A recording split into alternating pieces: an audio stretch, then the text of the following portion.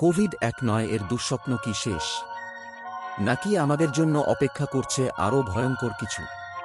হ্যাম্পফ এক রহস্যময় ভাইরাস যা নিঃশব্দে ছড়িয়ে পড়ছে। এটি কি পরবর্তী মহামারী হয়ে উঠতে পারে? হ্যাম্পফ বা হিউম্যান মেথ্যাপনেমোভাইরাস প্রথম 2001 সালে বিজ্ঞানীরা আবিষ্কার করেন।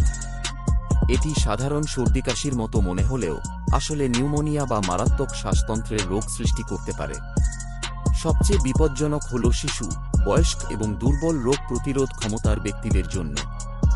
হ্যাম্পফ এবং কোভিড-19 দুটোই ভাইরাস, তবে পার্থক্য আছে। কোভিডের জন্য টিকা রয়েছে, কিন্তু হ্যাম্পফের এখনও কোনো কার্যকরী ভ্যাকসিন নেই।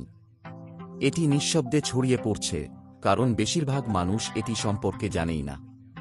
প্রশ্ন হল, এটি কি কোভিডের মতো মহামারী হয়ে উঠতে পারে?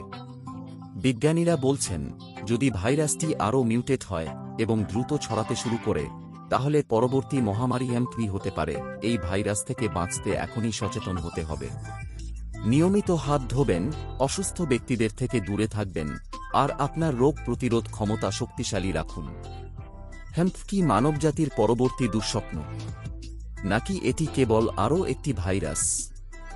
জানতে চাইলে সাবস্ক্রাইব করুন অদ্ভুত জগৎ এক্সপ্লোরেশন, কারণ সত্য লুকিয়ে থাকে অদ্ভুত রহস্যের মাঝে।